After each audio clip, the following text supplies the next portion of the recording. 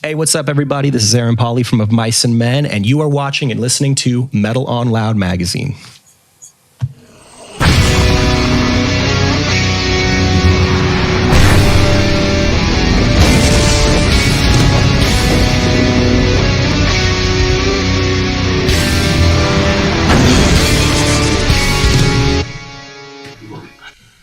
Thank you for joining the podcast, man. Of course. Thanks for having me on. How you doing? Very well. How are things in your world? Pretty repetitive. Repetitive? Yeah, been kind of Groundhog's Day-ish, but how's things with you? Same old, same old. I'm talking to a lot of bands lately, and that's a good thing. There's a lot of music going on. Oh, yeah. So, you have some new music coming out yourself quite soon. Yeah, we've put out 2 EPs this year. We have the third one coming along the way, December 3rd, I believe is the street date, and that will complete the album. Yeah. What was the reason that you decided to go for 3 EPs and then turn that into an album instead of just releasing the album? To be honest, we just wanted to sort of release music and get it to our fans. As we were creating it and finishing it, we wanted to sort of keep that dialogue going, especially at a time where there wasn't really a lot else to offer. As a band, there's not really much else for us to do with touring being canceled and whatnot. So it was something we'd actually talked about doing for a few records, a few records ago. And so once we completed our contract with Rise Records, and we were talking to different labels, Sharp Tone was actually a label that was the most excited about doing EPs, and they wanted to do something really creative with us. So that was a big reason why we signed to them. And it's been awesome. Creating an album is kind of no different. You sort of work on a few songs here, finish them, work on a few songs here, finish them, so being able to sort of put those out and say that the collective totality of work is the album rather than, giving you 40 minutes of music all at once and saying, that's the cohesive body of work. If anything, it allows us to sort of make it more episodic and, Episodic, yeah. To me, it really felt like having a series on TV, like watching Netflix and having to return for the next episode. Yeah, and that was sort of the objective, and it allows us to sort of keep a more constant conversation with our fans with music and lyrics that are very relevant to us at the time that we're releasing them. Because a lot of time you can sort of go through a life experience or something, and you want to share that in music, and then by the time it ends up being released, you've kind of moved on past that. But I think sort of releasing music while you're still sort of there, it just gives that extra bit of connection, I think. Mm-hmm. When it comes to themes on this album, what did you write about?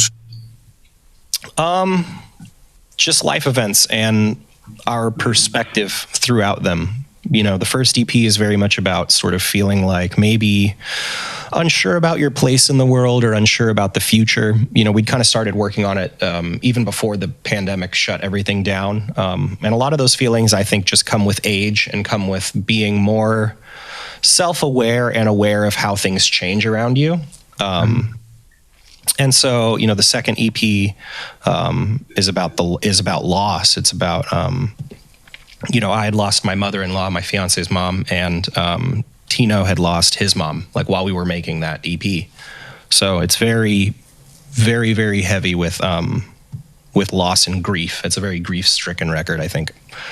And then I think the third EP is sort of the next steps after that, where it's not necessarily about healing and now everything's better, but it's about understanding perspective on things, that time still goes on for us, so we have to move forward and go through that. But a lot of that is sort of about understanding the passing of time and trying to make the most of it. I think it's as much introspective as it is about the world we live in. Yeah, I've seen a lot of loss in my life, so it instantly connected with me. I think for that reason. Yeah, and I mean it's part of the human experience. It's I think the record in totality is probably about how the best parts of the human experience and the worst parts of the human experience are deeply, deeply intertwined. You know, to know great love is to know great loss. And seeing how everything is connected that way. I think the older you get, the more, like, maybe you don't see it, but the more you become aware of it, you know? Yeah.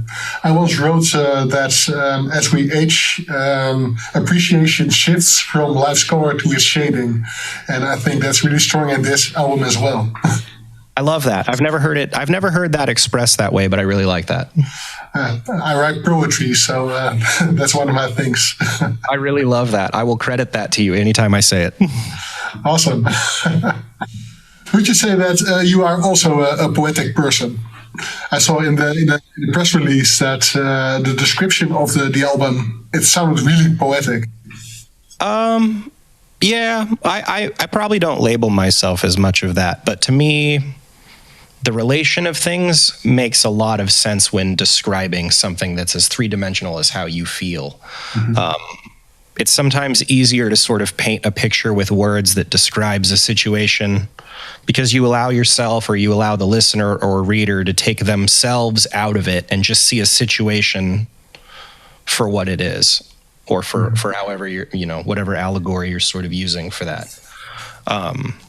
But no, I love poetry because I love the fact that some things that are very, very hard to make sense of seem to make a lot of sense when you just sort of shift the view on it a little bit. But yeah, I don't know. I call myself a musician. I don't even really call myself like a singer or a poet or anything like that. But I think I do very, very much enjoy it. I think as with all art, especially in music, you need to condense a feeling or a set of emotions or an impression down to its very basic. And I think you do that excellently with a song as well. Thank you so much. Yeah, sometimes there's lines where, and you know, if you write poetry, sometimes there's things you'll write that will surprise you, that will make a lot of sense to yourself after you read it, where maybe it doesn't make a whole lot of sense, you know, especially feelings. Feelings are very complex and multifaceted and layered. And so I think that helps. It helps me a lot to work through feelings, to sometimes create metaphors and images for things that, so I can sort of remove myself out of it and sort of see it from the top down, you know. If you look back at your earlier work, do you still connect with those things you wrote back then? In a way, I can connect to the history. A lot of times I'm not in the same place, which is like a good thing. But I can always sort of connect back to those moments, you know. I don't know that I'm necessarily the same person and connected with it that same way, but to, you know, it's almost like a yearbook. It's almost like going back in time and going through your yearbook and you're like, oh, I remember these people. I remember the environment where we were creating this. I remember sort of what was going on in the world. And I think I have more memories associated with that, with songs and stuff, than even things like a yearbook. Yeah. If I read back in my stuff, I often think I recognize the situation, but not the person. Yeah, very much so. And I think that's a good thing. That means that you've grown beyond that, you know, in some capacity or other. Yeah, absolutely. One of the big advantages, I think, of the format you chose this time with 3 EPs is that you have a lot more artwork. Oh, definitely. It's amazing artwork this time, man. It's really expressive. Oh, Derek Hess did such a brilliant job. He was somebody that designed a lot of album covers and images and T-shirts and things like that in the hardcore and post-hardcore and metalcore scene, like in the late 90s, early 2000s. So like when we were growing up listening to it. And he has he is very gifted in turning music or lyrics into a visual that tugs at whatever same heartstring that lyric or music is supposed to. Because, you know, we have lots of them. We have lots of stuff attached to us, but he's able to sort of figure out where the music tugs, and he can create an image that sort of pulls on that exact same node within ourselves. And I think Yeah, that was one of the joys of doing this broken up like that, is being able to sort of create different visuals and pieces of artwork that fit with the music, you know. And he did such a brilliant job. How did you ask him? What was his assignment from you guys? What was he set out to do? The idea of the birds and the wire, I think the first EP was very specific. He had drawn a couple. I had this idea of two birds on a wire and one of them's flying away. That sort of represents, you know, losing somebody and us still being here, kind of stuck. And I remember he had just sketched something down on a napkin, like literally like, what about something like this? And I was like, that's perfect. It just hit me. It hit me as like, it was kind of what I saw in my head, but way better and like 3-dimensional. And it was very sort of, you know, I would just kind of give him very loose ideas of sort of what I see in my head, because I'm not a very visually artistically inclined person. I have ideas, but I can't manifest them at all. So, no, he did a really, really great job with all of the album artwork. Yeah, the singles too. Yeah, the singles, the album, and then Frankie Nasso and his team were able to take Derek Hess's artwork and basically create these amazing hand-drawn animated music videos around it. There was just so much art and collaboration and creative people getting together to do something that's exciting for everybody. It made it really fun. You know, it didn't feel like we were hiring a video guy or hiring an artist to like make our vision. It was sort of like create alongside this, you know, and it ends up being something that's more complementary than just musicians trying to dictate visuals, you know. Yeah, exactly. It must be an exciting time to be in Of Mice and Men right now. A lot of things happening. Things are getting moving again. How do you look at this particular release in this moment in time? I'm excited. I always love getting new music out to people. It's really hard from the inside to feel like lots of stuff is happening, because lots of stuff was happening when nobody knew about it. And now most of that work is done, and now it's just getting ready to release. So sometimes it can feel almost antithetical, you know, where a lot is happening in the world and the perceptions that there's a lot going on. But in reality, that was work that was done a few months ago. And now we're slowly picking up, you know, working again and working on new projects and things like that. So there's always that little bit of limbo time where you're finished and you're just waiting for a release and you're like, damn, like what's next? You know, like I want to work on the next thing. And at the same time, I also want to be present enough to celebrate releasing new music for our fans, because, you know, I'm a huge music lover and a music fan. Slipknot just put out a song yesterday and I'm stoked. Limp Bizkit just put out an album last week and I'm stoked, because I love those bands and I love those bands since I was, you know, a teenager. And I think it's a really cool thing to be able to share music with people that you know are excited for it. Mm-hmm. Well, there's a lot of music going around right now. It's like we all woke up from a deep, deep coma. Yeah. It's almost like bands had nothing to do for a year, you know? Yeah, who knew? Was it hard for you, this pandemic period? Because you've been around for 13 years now, I think, as a band. And you released 7 albums now. So that's an album every 2 years. That's a lot of production.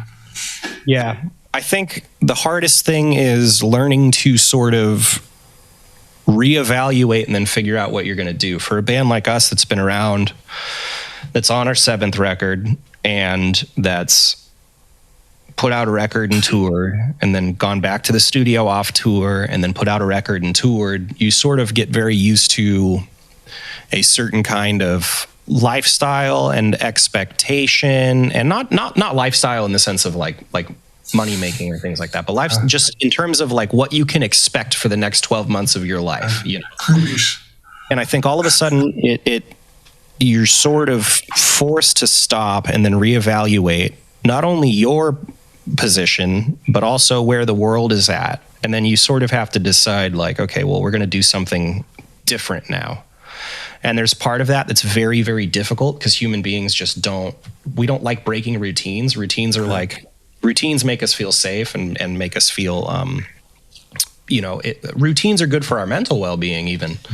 And so I think but the caveat, and I will say, because I like to try and find a silver lining in things, there is so much to be said about not having a studio, not having contact with each other, and just having the drive and passion to create new music. And we were able to create 3 EPs without ever being in the same room together, without having an external producer or an external studio or external engineers. Like, we were able to basically create the album ourselves, like on Zoom and Dropbox. And then I did the mixing and mastering for it. And it was kind of cool to sit back after the fact and be like, damn, like, it never, I guess, because, there's an old saying, how do you eat the elephant? One bite at a time, and that's all you can do. And it's kind of cool to sit back now and see how many elephants we've actually eaten. Because at the time it seems really daunting, but we love creating music and we love creating with each other. So however we have to do that, if it's via Zoom and Dropbox, that's technology's made that possible now. And so, it's amazing the times we live in. You know what I mean? The songs made it. Like, we could have easily just written songs and then not had the wherewithal to be like, how do we create this into an album? And then they would be sitting in a Dropbox right now. But the songs are out and people can connect with them. And that to me is like, that's the most valuable thing, man. Like, it's cool, and it's a little ego boost when people are like, yeah, your music's good. But it's way more of a compliment to me personally when someone is like, I connected with this and it resonated with me. It's like, because music's not about being like good or being cool or like getting awards. It's about like sharing something you've gone through in hopes that somebody who's going through something similar just feels a little bit less alone. Because music did that for me, and I think music did that for most people. Yeah, human connection, very important. Yeah, that's it. That's all we have. Look at the passing of time, and look how different life is now than it was even 20 years ago, 30 years ago. It's like all we have is human connection, because everything else will change. Technology will change. Horse and buggy will turn to cars. Cars will turn into electric cars, and then who knows? Maybe we'll be teleporting someday. But and everything does have its dark sides as well, because there's a lot of hate online. There's a lot of negativity online. There are people who are disconnected through online media in the same room. But at the same time, it brings so many things together and makes things like recording an album over distance possible. It's strange times. It is. It is. And it's crazy how much power people give away through the internet to allow other people to change the way they feel about things, People that you've never met or that you would never interact with on the street can say something to you in a 2-dimensional format on your phone on something that you can turn off, and it will still affect you. And it's like, those are choices that we make to allow other people to affect us. Yeah. And at the same time, I think that takes a lot of courage, and that's sort of the weird evolutionary stage we're at as human beings, where technology does so much for us and we do so little in terms of using our creativity for survival like we used to.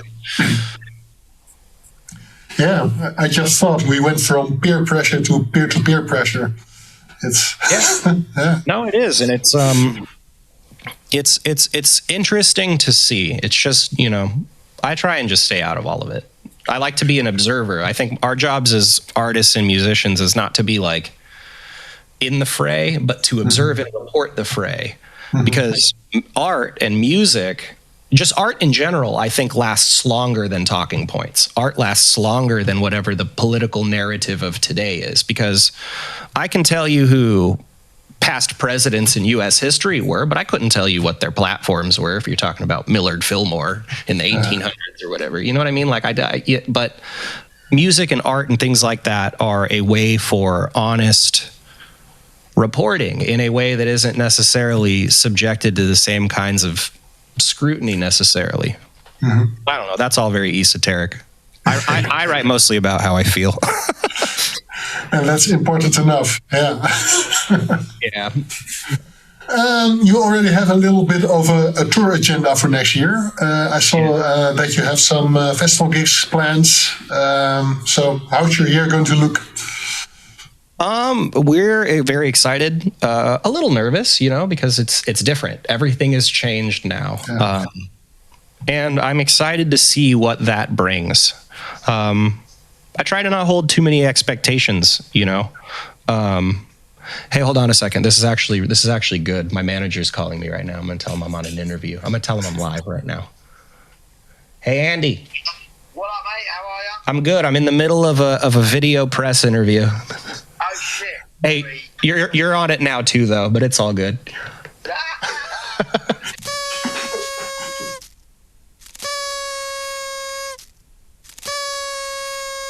Alrighty, I hope it's good news.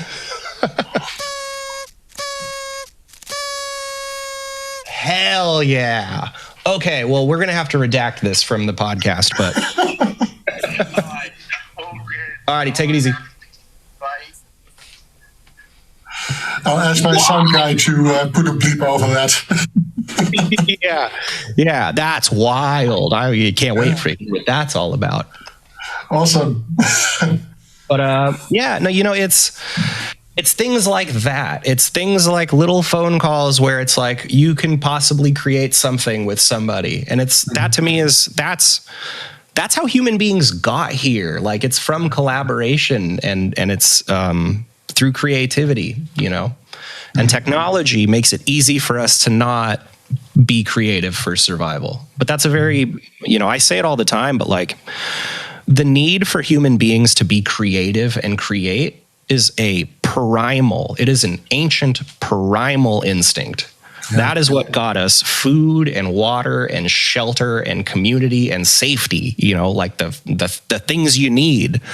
It's a very primal sort of human need to create and to take the environment around us, for better or worse, and just change it a little bit. And I think, to me, knowing that and kind of keeping that in my mind, whatever the future brings is kind of exciting because it'll be different. The best creativity is spread by chaos, so we're in good times. Yeah, hell yeah. Do you have any last words for your fans out there, our viewers? That we're thinking about you. That you're not just people that listen to our music, you're human beings that we think about.